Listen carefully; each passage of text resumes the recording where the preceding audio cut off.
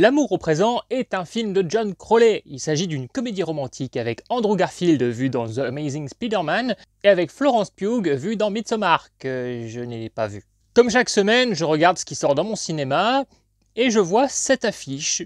Je vois le titre, je me dis, bon, ça c'est de la comédie romantique, et je vois Andrew Garfield. J'avais pas besoin de plus. Je fonce donc à l'aveugle, sans pitch, sans bande-annonce. Pour ceux comme moi, vierges, de toute info, hein, j'entends.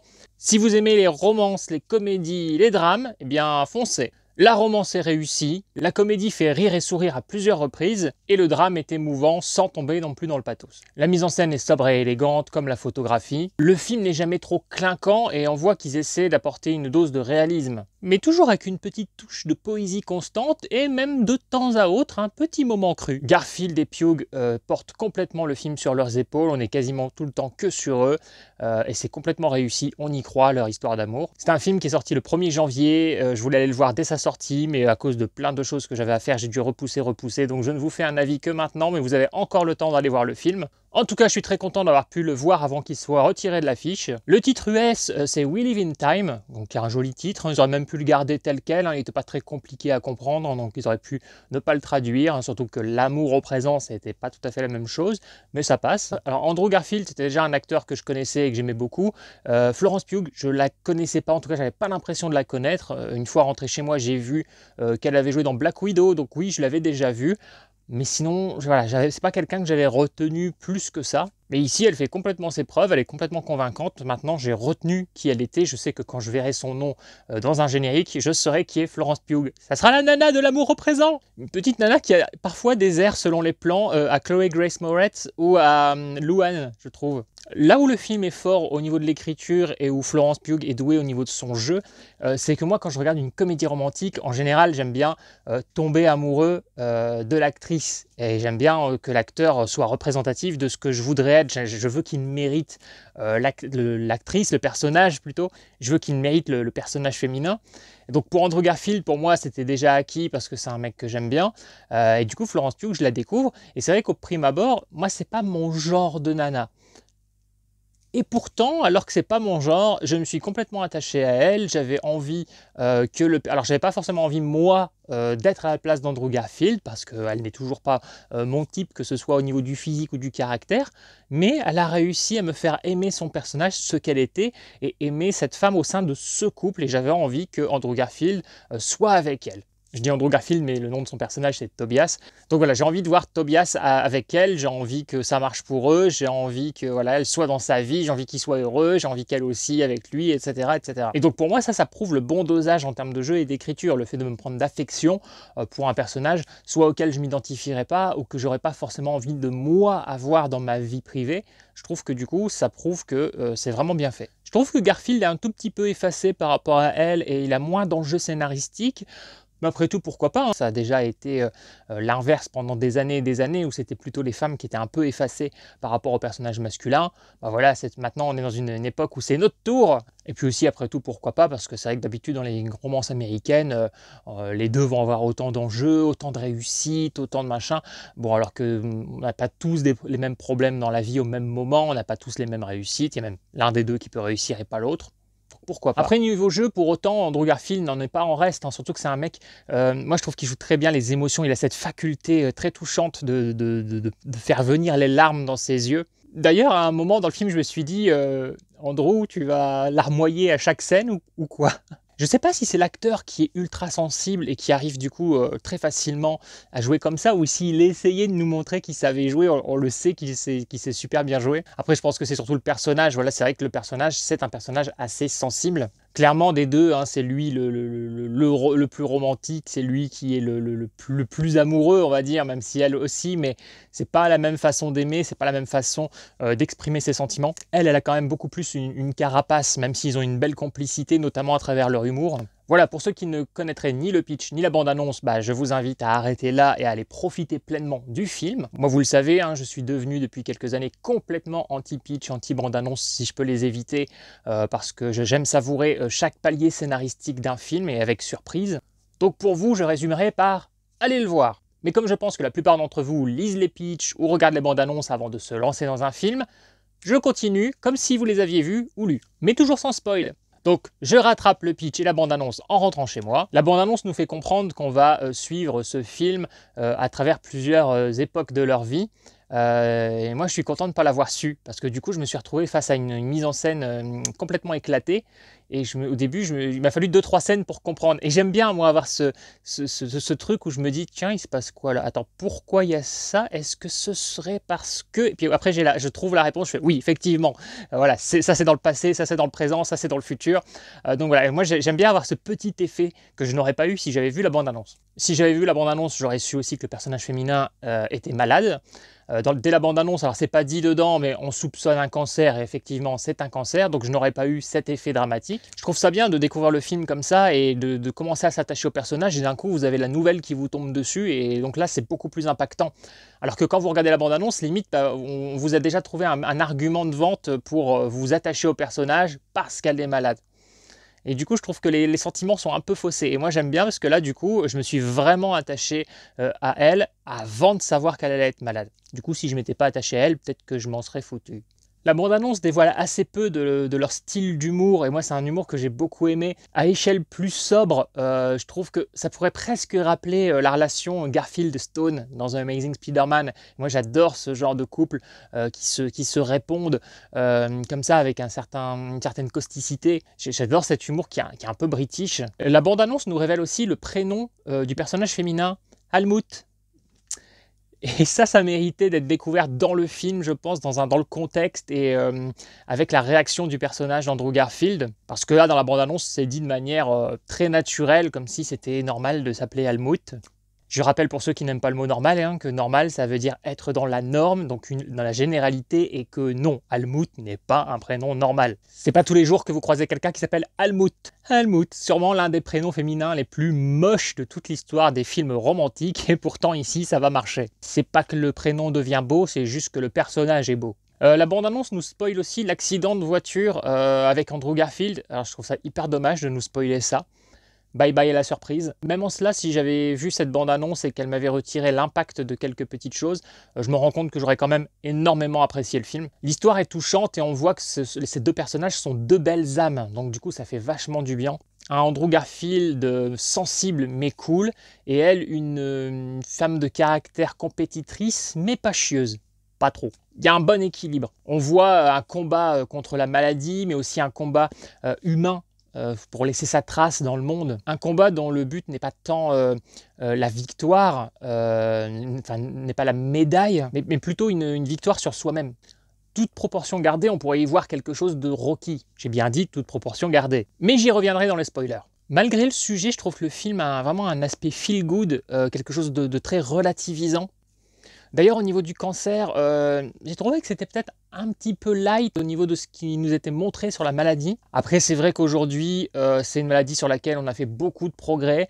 Et là, les personnages vivent des situations financières, sociales, etc., amoureuses, qui agissent forcément bénéfiquement sur le physique et le moral des personnages. Ici, on a des personnages aisés, bien dans leur peau, qui vivent plein de petits bonheurs. C'est sûr que c'est assez loin de l'image du cancer que moi j'ai eu quand j'étais môme, puisque j'ai eu une leucémie quand j'étais gamin et que la moitié de ma famille est morte de cancer, où nous on était à l'époque alités pendant des semaines sans pouvoir bouger, ou quand on essayait de bouger, on avait l'impression de marcher comme des petits vieux de 90 ans. C'est aussi une époque où quand on avait un cathéter, on ne pouvait pas se balader avec comme on le fait aujourd'hui. Et nous on avait des vies ternes et pauvres dans des petits villages qui ressemblaient à Groland. C'est sûr que pour le bien-être physique et moral, ça aidait pas. Car oui, si vous êtes un spectateur qui est vite irrité par les films qui nous montrent des personnages qui ont une vie assez facile, qui ont la belle vie, qui sont des gens éduqués, en phase avec leurs émotions et qui n'ont aucun souci bancaire, ce mélo pourrait vous paraître un petit peu artificiel, mais il ne faut pas oublier que ce type de personnage existe. Même si parfois ça nous apparaît un petit peu comme des visions fantasmées, ces personnages, ce type de situation existent tout à fait. En tout cas, j'ai envie d'y croire. J'ai envie de croire qu'on ne vit pas tous dans le monde des chiens. Tous les gens qui sont malades n'ont pas cessé d'avoir de l'humour, ne sont pas tous des martyrs qui aiment se faire plaindre. Moi j'en sais quelque chose, dans ma famille, ils étaient tous comme ça, alors que moi justement je pratiquais cet humour que vous commencez à connaître sur la chaîne, cet humour noir, où je touche un peu à tous les sujets sans la moindre honte. Moi le politiquement correct, je me le taille en biseau. Voilà, parenthèse fermée, mais c'était pour que vous puissiez cerner un petit peu, entre guillemets, le manque de réalisme selon le type de vie que vous avez, que vous pourriez ressentir à l'écran. C'est un petit peu comme le film de l'année dernière, Plus jamais, où là vous aviez un film sur les violences conjugales et c'était traité d'une manière presque utopique avec des gens qui ont beaucoup de recul, même le personnage violent. Et effectivement, c'est peut-être un cas sur 1 million, mais ce cas pourrait exister, en tout cas avec la situation de vie des personnages. C'est un peu pareil ici. Ici, l'un des buts du personnage, c'est de laisser une image prestigieuse d'elle derrière elle, de laisser donc une trace. Après, son niveau de vie, d'éducation, son parcours lui permettent. Ça ne serait pas le cas de tous les gens. Je pense donc que quand on va voir ce film, il faut avoir une âme ouverte au feel good. Et maintenant, entrons dans un peu plus de détails et donc dans une partie spoilers. Je vais vous parler de moments un petit peu plus crus, je pense particulièrement à la scène de l'accouchement dans les toilettes de la station-service. Un accouchement d'ailleurs à 4 pattes. Je crois que c'est la première fois à ce jour que je vois un accouchement dans cette position. Cela dit, je mate pas des vidéos d'accouchement tous les matins en mangeant mes Weetabix. Non, je fais pas de placement de produit, c'est pour Weetabix que travaille le personnage de Tobias. Oui, mes vannes sont pointues. Et donc on voit bien l'actrice dans cette position, quasiment complètement dénudée. Donc c'est une scène qui est marquante. D'ailleurs, vous avez un peu de nudité et du coup c'est bien parce que, alors pas seulement parce que c'est agréable à l'œil, mais tout simplement parce que ça apporte du réalisme. Une vie de tous les jours avec des personnages qui s'aiment, ça implique du sexe. Je parle bien des vraies histoires d'amour, pas des colocations conjugales. Et aussi parce qu'on est dans une époque où on n'arrête pas de dire qu'on ne peut plus rien dire ou rien montrer, ce qui est totalement faux. D'ailleurs, le cinéma est là pour le rappeler à chaque minute. Suffit juste d'aller vers les bonnes œuvres. Du coup, ce genre de petite image donne une impression presque d'image un petit peu rebelle. Et ça continue de nous prouver que le politiquement correct, les mous de la chic et les sèches de la culotte peuvent aller se faire Il y a un seul moment dans leur couple où j'ai trouvé qu'il y avait une petite injustice. À un moment, le personnage de Tobias va voir Almut. Et en gros, avec beaucoup d'émotion, il lui fait comprendre que voilà, lui, il sait qu'elle veut pas d'enfant. Par contre, lui, c'est quelque chose qu'il a envie d'avoir. Et en fait, il a un peu envie de voir où est-ce qu'elle se situe maintenant qu'ils sont ensemble et qu'il y a cette relation qui est naissante entre eux et qu'ils passent vraiment beaucoup de temps ensemble. Et il lui fait comprendre que s'il veut savoir, c'est simplement parce qu'il est en train de tomber follement amoureux d'elle et qu'avant de trop s'impliquer émotionnellement, il veut savoir, quoi, parce que c'est important pour lui. Et alors, il est un petit peu maladroit, le personnage, mais il est extrêmement touchant. On voit que c'est un joli moment. Il suffit de le regarder dans les yeux et d'écouter ce qu'il dit, de voir son émotion. On comprend très bien où il veut en venir, quoi. Il est en train de lui faire une déclaration d'amour, il est en train de lui dire qu'elle est peut-être la bonne et qu'il envisage de faire des enfants avec elle. Donc il veut juste savoir où est-ce qu'elle se situe. Je trouve qu'elle over-réagit et du coup il s'en va et plus tard c'est lui qui va encore revenir vers elle. Je trouve ça dommage qu'à ce moment-là, pour qu'on ait vraiment un équilibre dans l'amour, ce ne soit pas elle qui soit revenue en disant qu'elle a réfléchi, qu'effectivement maintenant qu'ils sont ensemble, qu'elle est tellement amoureuse de lui qu'elle reconsidère les choses parce qu'on sait qu'ils auront un enfant ensemble. C'est dans la bande-annonce, hélas. Je trouve qu'elle réagit comme si c'était le patriarcat qui l'a rattrapée. Et comme c'est pas forcément un sujet qui est mentionné dans le film, quand ça tombe comme ça, c'est le seul moment où je me dis un peu « Ouais, t'es un peu connasse là, quoi. Pourquoi tu lui parles comme ça ?» Parce que c'est pas lié à un petit truc qui se serait passé dans sa vie, on n'a pas une info qui pourrait nous faire comprendre pourquoi elle réagit comme ça. Alors on sent que c'est parce qu'elle veut être libre, qu'elle veut faire ce qu'elle veut, machin, etc. Ça peut se comprendre, il n'y a pas de souci, mais tu peux très bien dire les choses avec amour, surtout que ce personnage, tu l'aimes beaucoup. Je crois même que c'est le seul moment du film où il y a une engueulade entre les deux. Il y en aura une autre vers la fin, mais pour un truc assez important, assez grave. Mais on est sur entre guillemets, leur fin de vie, alors que là, c'est les débuts de la relation et on voit toujours une relation qui est quand même assez jolie. Être amoureuse et admettre que tu as eu tort, ça ne fait pas de toi quelqu'un de dominé par l'homme, par le patriarcat. Ça fait juste de toi une personne intelligente qui sait prendre du recul et en phase avec tes sentiments. Parce que c'est bien beau ces histoires de contrer le patriarcat, mais du coup, si tu penses à ça d'abord dans chaque acte de ta vie, à quel moment tu es en osmose complète avec tes sentiments? Si tes sentiments te disent « je suis amoureux de cette personne », vis cette passion, vis cet amour. Ne pense pas à l'œil de la société ou de tes proches autour de toi qui pourraient te reprocher de plonger dans une histoire d'amour si c'est ce que toi tu veux. Tout ça pour projeter une image de femme forte. Vous êtes une femme forte uniquement si vous êtes heureuse, si vous avez accompli ce que vous voulez. Et si ce que vous voulez accomplir, c'est de former un couple et de tomber amoureuse, ça ne fait pas de vous quelqu'un de faible. Bon voilà, je vous dis ça, je dérive un peu, mais ça va pas aussi loin que ça va, c'est pas très grave. Mais on sent que le film a envie quand même de donner la part belle aux femmes, ce qui peut du coup avoir l'effet inverse sur une partie du public masculin. Alors que l'équité, c'est toujours mieux, surtout en amour. Un détail justement, sa compétition de cuisine tombe le jour de leur mariage et donc exit le mariage alors que c'est quelque chose qui tient beaucoup à cœur du personnage de Tobias. Alors ça me dérange pas que ce soit la compétition qui est choisie parce qu'une compétition, on peut pas changer la date alors que le mariage oui. Mais on sent quand même qu'on fait donc passer ce mariage après ses objectifs de vie. Donc on sent quand même bien le message, hein, affirmez-vous, construisez-vous plutôt que vous marier et avoir des gosses, ce qui n'est pas un message contre lequel je suis opposé. Mais là, dans cette histoire, voilà, on voit que les deux sont de jolies personnes, sont un joli couple, et que ça tient à cœur du personnage de Tobias. Mais je trouve que ça aurait été bien par respect pour le personnage de Tobias, c'est qu'on ait une scène à un moment où elle lui dit choisissons de nouvelles dates. Ça prenait une phrase et on comprenait que elle faisait quand même quelque chose pour lui, puis même pour eux, parce que c'est pas un sacrifice, elle aussi, elle est amoureuse de lui. Ou même, je m'étais dit à un moment qu'elle allait peut-être, je trouvais que ça allait être dans le ton de leur personnage, de leur humour, de leur énergie, peut-être qu'elle allait lui faire un micro-mariage surprise. Genre voilà, après sa compétition, il la félicite, etc. Et puis voilà, elle l'invite quelque part. Et puis il y a un prêtre, 2-3 membres de la famille, 2-3 proches, et elle lui offre son mariage. Parce que du coup, à la fin, on ne sait pas du tout s'ils sont mariés. Ou alors, est-ce qu'il y aurait un petit détail que j'ai pas vu, j'ai pas pensé à regarder s'il aurait une alliance, tout ça, pour nous faire comprendre qu'ils se sont peut-être quand même mariés, mais voilà, il n'y a rien d'explicite. Voilà, donc ça m'a donné un peu cette impression de Madame porte la culotte, hein. C'est très époque année 2020, mais ça va, ça passe bien, et puis le cinéma est là pour nous montrer différents types de personnalités, hein, de possibilités, de styles de couple différents, c'est juste que voilà, ça m'a traversé l'esprit, et puis voilà, on est en 2025, et donc je me suis dit, tiens, peut-être que vous aussi. Ça titille un petit peu plus ce genre de détails en cette période, parce que c'est un film qui aurait été fait il y a 10 ans, je me serais pas posé la question, je me serais dit, tiens, on nous dépeint juste un personnage avec ce caractère-là.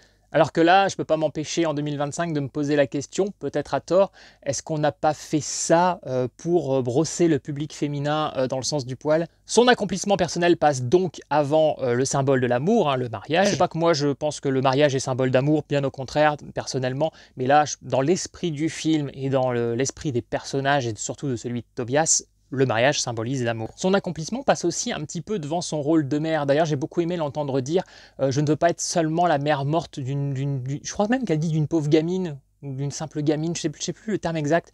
Et en fait, cette phrase, elle pourrait en choquer pas mal, surtout chez les parents. Même moi, qui pourtant veut pas de gosse, qui n'ai pas cette fibre-là, même moi, ça m'a micro-choqué. Je me suis dit, putain, j'espère que la gamine, elle est pas là, elle a pas entendu, la pauvre, si elle se souvient de ça plus tard. En plus, la gamine, elle est super attachante, elle décroche quasiment pas un mot du film. Je crois que c'est pour ça que je la trouve attachante. Ouais, les gosses, c'est bien quand ils se taisent.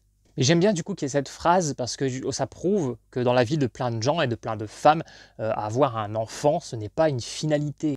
Ça l'est pour beaucoup de gens, pour beaucoup trop de gens, mais souvent des gens qui ont renoncé à leur vie. Le gosse, c'est souvent une excuse pour pouvoir dire après bah non, moi j'ai pas le temps, hein, j'ai des enfants, je n'ai machin. Bah non, il y a des gens qui arrivent à avoir des enfants et à accomplir des choses. Alors c'est vrai que par contre, il faut une situation parfois un peu plus aisée que le commun des mortels, mais là c'est le cas du personnage, donc effectivement, elle n'a pas envie de se réduire à un rôle de mère puisqu'elle a la possibilité de faire plein d'autres choses. Et c'est vrai que quand on a la possibilité de le faire, qu'on a du caractère, on n'a pas envie de baisser les bras et de rien faire d'autre que de rester chez soi à s'occuper d'un gosse. Almut, quel prénom horrible. J'imagine les parents d'Almut. Almut est donc une femme forte de caractère et je vous parlais d'un petit côté Rocky. Alors, toujours toute proportion gardée. Surtout le premier et le 6e film, parce qu'il y a ce combat perdu qui pourtant est une victoire morale, qui est une victoire pour soi-même, plus une victoire sur la vie. Ici, on ne saura même pas si elle a gagné, mais on voit qu'elle a accompli ce qu'elle voulait faire. Elle s'est donnée au maximum. Ils ont un certain temps et certaines choses à accomplir. Et elle arrive à accomplir toute sa pyramide, la nourriture, tout ce qu'elle veut faire, là, toutes ses entrées, tous ces trucs. Elle arrive à tout conclure dans les temps, à la seconde près, et à avoir fait tout tel qu'elle le voulait. Et donc, on sent à ce moment-là que sa victoire personnelle, elle l'a. Même si un jury ne la fait pas gagner, elle ne pouvait pas faire plus, elle ne pouvait pas faire mieux, elle a été au bout de ses capacités. Et en fait, elle n'attend même pas les résultats, rien du tout, et elle va dans les gradins rejoindre du coup pas son mari, mais du coup son copain, Tobias, et sa fille, parce que d'un coup, elle peut revenir à sa famille, elle en a fini avec cet aspect de compétition, et elle part avec eux, elle les emmène à la patinoire, donc il y a une symbolique dans le film, sans attendre le résultat. Ça, c'était plutôt joli. J'ai trouvé cette fin, avec cette manière dont les personnages se disent au revoir, et au final nous disent aussi peut-être au revoir à nous, spectateurs, assez sobre et à la fois très jolie, poétique, et on reste sur une note de douce mélancolie. Voilà un très joli film. Alors je n'ai pas versé ma larme, j'en verse très très peu. Ouais, je suis un mal alpha. Mais j'ai bien ressenti l'émotion, j'ai même eu divers pincements ici et là. Oui, je suis un homme déconstruit. Tout ça pour vous dire que je vous encourage à aller le voir, c'est un très beau premier film pour débuter l'année. C'est moi qui vous ai renversé. Désolé. C'est pas grave. Et n'hésite pas à souligner à quel point tu as aimé cette vidéo. Je suis ruiné, j'ai rien, j'ai plus rien. Faut pognon. Alors envoyez des sous, merci beaucoup.